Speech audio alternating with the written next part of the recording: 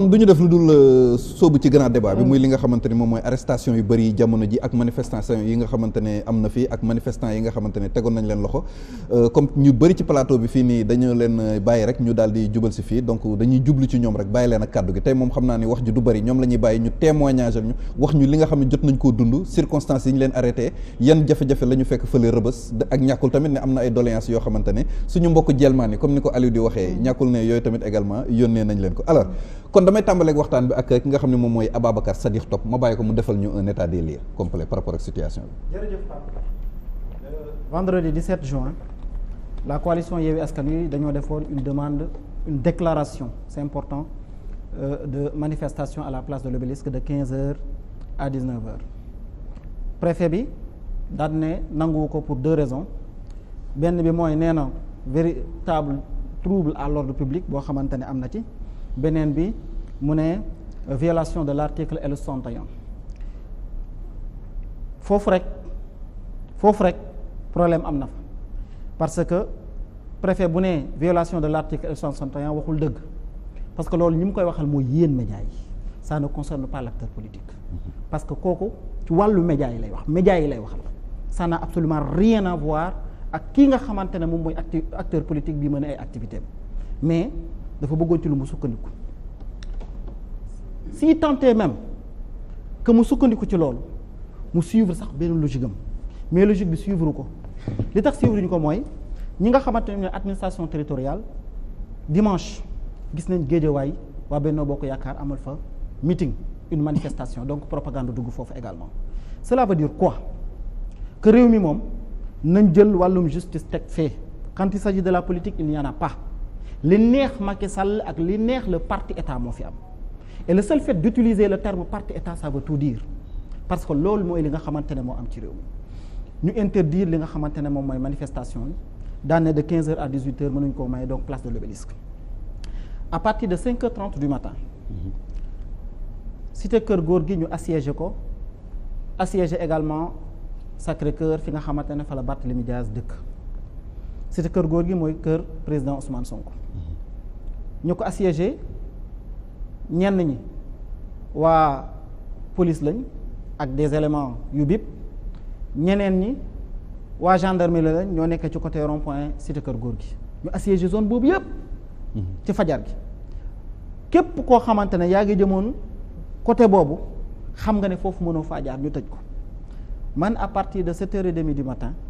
naturellement man ne damay dem kër président Ousmane j'ai fait le tour doublement le tour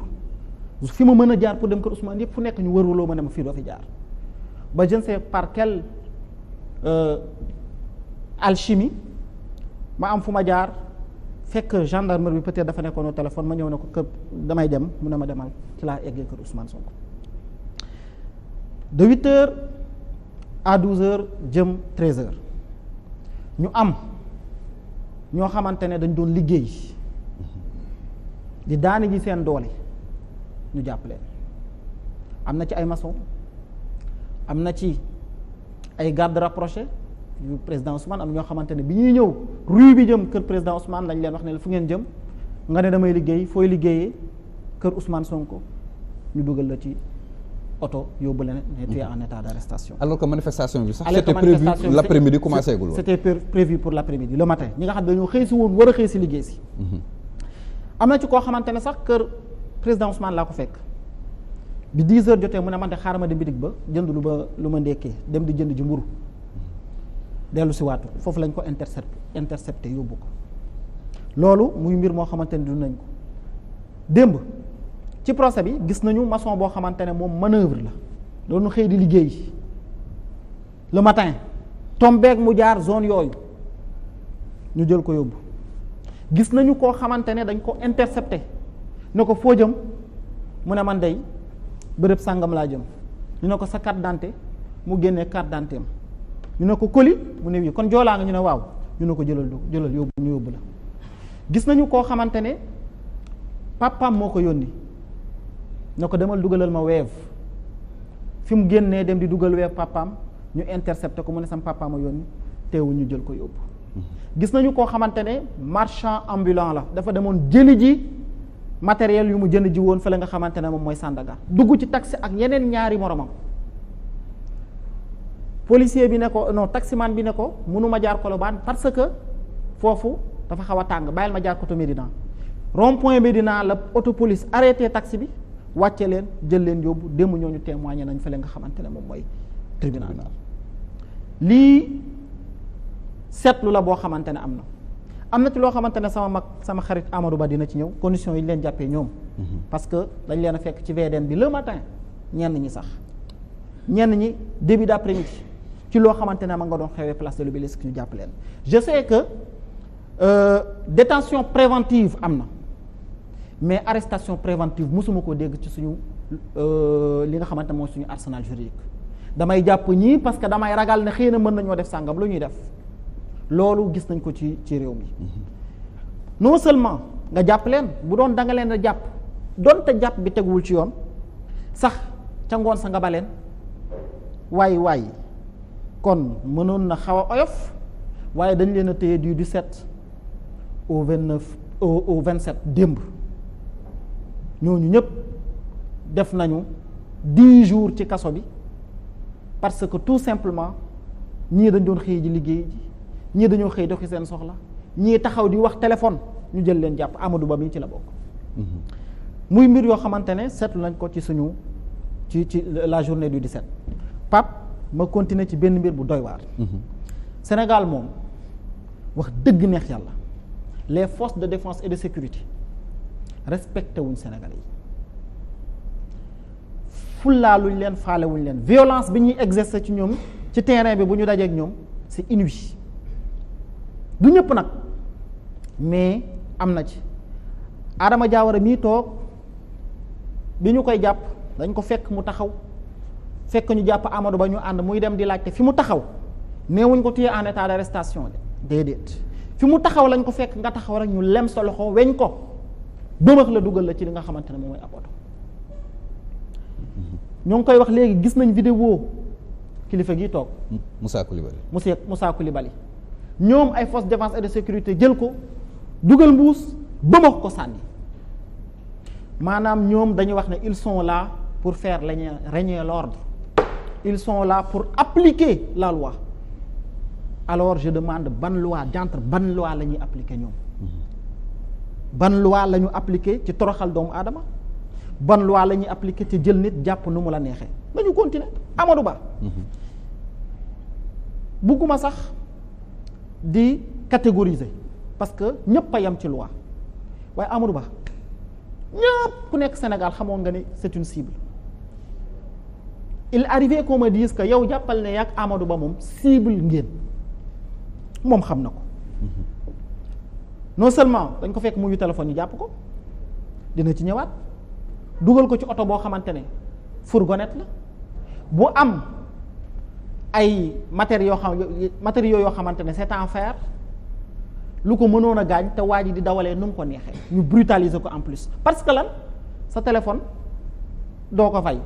parce que lan da nga war a tijji sa téléphone lii bokk na ci li nga xamante ne teg nañ ko mën nañoo continuer ba tey biñ leen jàppee ba le soir ñun ak suñuy avocat ñu xam ne ay jàpp am nañ parce que wax nañ ñu ne jàpp nañ Amadou Ba dem naa foire man ak suñuy avocat à 21h 22h ñu ne ñu Amadou Ba ak Adama Diawara newuñu fi et d'autres arrestations yoo xamante ne c'est lié à la manifestation ñu ne amu fi jóge fa dem central ñu ne amu fi jóge fa dem jëppal ñu ne amu fi le lendemain à 9h laa delluwaat foire laccawaat adjudant bi ne ma effectivement Amadou Ba ak Adama Diawara ñu ngi fii la ñu fanaan avocat bi bu mu duggee laaj leen ne ko way indi nañ fi Amadou Ba depuis 16h démb kon ñun bi ñu demee yoon may ñu sax ñu dem xool ñi nga xamante ne ñoom la ñu jàpp dañ nañu nekkuñu fi dañ ñu leen nëbb muy ñu bari ñoo xamante ne jàpp nañ leen nëbb leen c'est-à-dire que guddi gi nga xamante ne la ñu jàpp plus de 250 personnes jàpp nañu leen ñun ñi ñu ci gis matuñu sax 50 d'accord pour wax nañu ñii dañ leen a jàpp muy mbir yoo xamante ne yu doy waar feneen fi Amadou Ba ku xam tuuti as tuut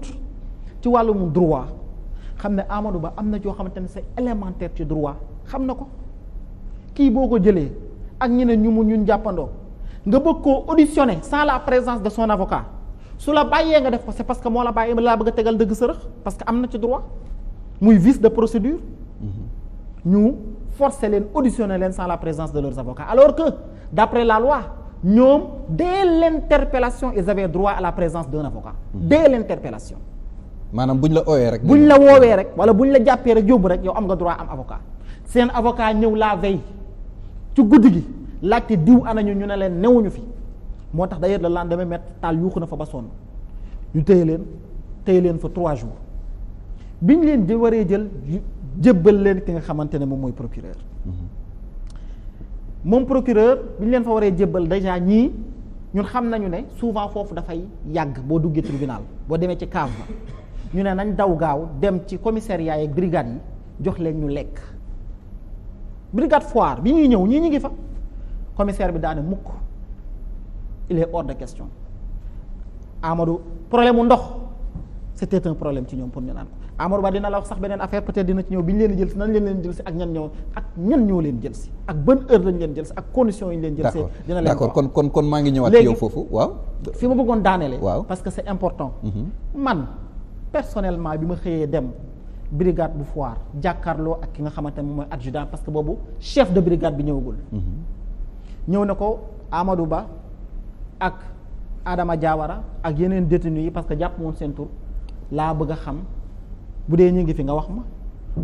est-ce que notifié nañ leen lu ñu leen jàppee nga wax ma est-ce que seeni avocat ñëw nañ nga wax ma mu ne ma ñu ngi fi notifié nañ leen lu ñu leen jàppee ma ne ko déedéet ma ne ko kon bàyyi leen mu ne ma déedéet nous avons reçu des instructions de l'autorité dañ leen di téye de l'autorité dañ leen di téye le terme autorité xam nga fan nga ko doon fekk dans les pays où règne une monarchie ou une dictature dinañ ci ñëwaat loolu mooy premier témoignage bi nga xamante ne bëggoon naa ko def avant may dem li ma fekk tribunal ak li nga xamante ne xew na Rebeuss ayca d'accord balaa ñuy sori Fatima ma bàyyi la nga defal ñu un état des lieux par rapport ak bilan arrestation yi fii Dakar Ziguinchor ñi ci attee ñi ci atteegul ak yooyu yëpp quoi nga tënk mi ngi noonu Pape bu ñu xaymaa ña ñu jàpp rek ci yooyu la manifestation ci fii Ndakaaru ak Ziguinchor toll nañ ci ñaar téeméer ak ñeent manifestants yi nga xam ne arrêté nañ leen téeméer ak juróom-ñeent ñoom it ñi nga xam ne war nañu leen àtte ni ki altine ak talaata maanaam ni ki démb ak tey 75 ñi nga xam ne ñu ngi xaar 75 manifestants ñi nga xam ne ñoom it jàppoon nañu leen ñu ngi xaar ñoom it jamono yi ñu àtte leen bu ñu demee si Ziguinchor nag Pape fanweer ak juróomi manifestant ñoom it dañ leen a jàpp waaye bu ñu ci xoolee rek am na ci ñett ñoo xam ne maanaam ay tout tànk lañ maanaam ay mineur lañ ca mineur yooyu la ñooñu de dañu leen fas nañu leen àtte ni ki ëllëg incha allah ci tribunal bu Ziguinchor maanaam fi ñu àttee xale yi fanweer ak ñaar ñu nga xam ne jamono yi sax ñu ngi leen di àtte mooy ci ñoom Guy Marius Sagna Bokes ñoom ñooñu le sax ña leen doon àtte bokk nañ ci juróom-ñeenti avocat yu bokkul ñeenti ñi ñu ngi jóge fii ci Ndakaaru ñoom juróom ya fa des sax nag ñoom ca Ziguinchor la ñu féetee mën nañ ci jàpp rek ci avocat yooyu le maître Khoureychi Ba ca la bokk maître Moussa Sarr maître Etienne John maître Amadou Diallo maître Djibril Diagne maître Cory Sène maître Amadou Boubacar Badji maître Terence mu ngi noonu Senghor mi ngi noonu maître Gawsu Kaba Bodian ñoom ñooñu la sax jamono yi ñoo nekk ay avocat ñi nga xam ne ñoo war a layool yooyu les manifestants ñi nga xam ne ñoo ngi leen jàpp bu ñu delloo ci Ndakaaru nag mën nañu jàpp ni 85 arrestations mun ñu jàpp ci rek ki la di Mame Diarra Fam Déthié Fall ak it Amadou Ba ak ñeneen ñi nga xam ne bokkees nañ ci boobule loo ñoom file ci Ndakaaru ñoom ñooñu la lañ fa jàpp ci yooyu lee atte sax mën nañu jàpp ci Déthié Fall nag moo ca gën a fës ndax moom dañu ko daan juróom benn weeri kaso yom dul tëdd maanaam ci délit la ñu njoxtees ni sax loolu lañ koy toppee wala sax li yoon dogal xam ne ni loolu lañ koy toppee muy participation à l'organisation d'une manifestation non autorisée maanaam bokkees ci manifestation boo xam ne maanaam autorisé wuñu ko mu doon ay mbiri Déthié Fall moom yooyu la ñu gàdd ci ndoddam bu ñu demee ci Pikine Guédiawaye nag commune boobule jàpp nañ fa juróom-ñeenti manifestant maanaam juróom-ñeenti nit ñi nga xam ne ñu ngi leen di bokkees ci ñi ñu jàppoon maanaam ca loowu Ahmed Aïdara sax mën nañu ko wax moom Ahmed Aïdara jamono yi génn na kaso ba waaye topp nañ ko benn weeru sursis maanaam benn weeri kaso yu dul tëdd jamono yi moom maire bu Guédiawaye Pape. voilà mu ngoog Fatima jaajëfal la bu baax